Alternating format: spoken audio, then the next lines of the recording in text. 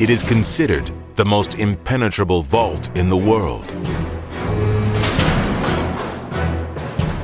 A fortress of granite and steel, and armed with high-tech defense mechanisms. But the questions concerning Fort Knox have never been about its level of security. The real questions concern the mystery of what, if anything, is actually being stored there.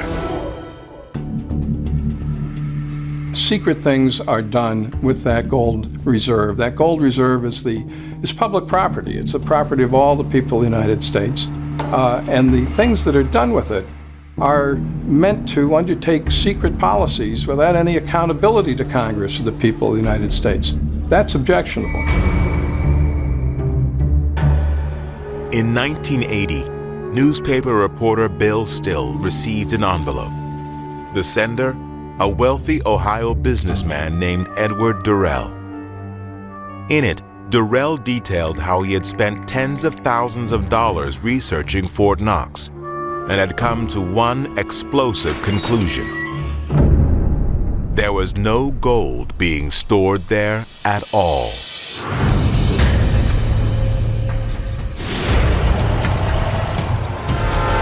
The way the gold was removed, as I understand it, was by truck and rail. It was sent to the Federal Reserve Bank in New York and then shipped over to the London gold pool. It was sold into the market at $35 an ounce.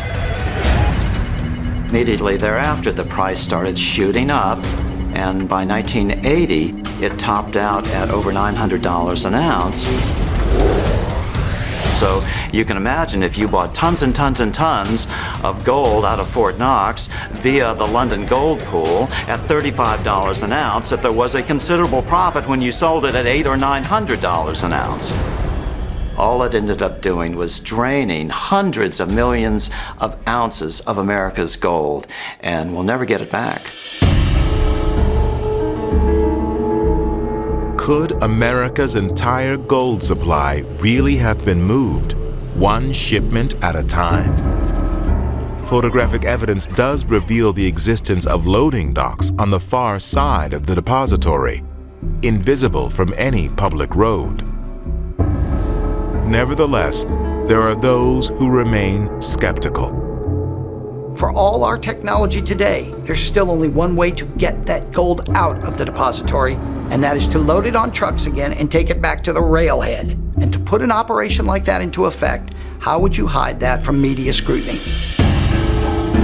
So if they've taken all that out, boy, they must have done it with a cloaking device, because there is no way that they could have done that without somebody noticing. The Gold Antitrust Action Committee is an organization dedicated to investigating the exact nature and extent of gold being reported by the world's central banks and commodities exchanges. They strongly maintain that the amount of gold being reported to exist in the global marketplace has been deliberately and grossly exaggerated in an effort to keep the price artificially low.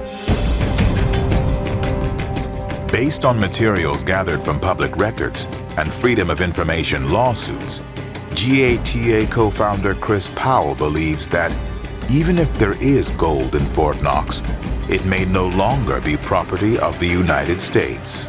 Someone else may own it. Governments need to control gold in order to sustain the value of their currencies and to sustain the value of their bonds. And to do this, now the U.S. government has resorted to rigging the gold market. We believe that the primary purpose of these gold swaps is surreptitious intervention in the gold market. For example, the United States may decide that in February it needs 50 tons of gold to be sold in the London market in order to keep the gold price under control, but does not want to be the central bank identified doing this. So the United States could call up the German central bank and say, listen, we'd like you to sell 50 tons of gold in London. Would you please do that, and we will give you in exchange title to 50 tons of gold vaulted at the depository in Fort Knox. You could go into Fort Knox tomorrow and be shown a lot of gold, that would not dispel every secret about Fort Knox unless you also knew to whom that gold belonged. Just seeing that gold in Fort Knox doesn't dispel the questions. People will look me square in the eye and tell me that I've been duped and that none of that's real. I've been listening to pundits for the last 30 years tell me that what I saw wasn't real. Now, I don't know what they're holding now inside that building, but I know that if you cross onto their land, they'll kill you. They're protecting something, and there's a secret there somewhere. Is the gold in Fort Knox ours? Or is the depository really empty? Is it only a myth intended to bluff foreign nations into thinking that the United States has been stockpiling vast gold reserves? Or is the maximum security installation really housing another, even more audacious secret? Perhaps one involving evidence of UFOs or something even more profound? One thing is certain. Fort Knox remains one of the most highly protected and closely guarded locations in the world. Few have ever been inside, and fewer still have ever lived to reveal its secrets.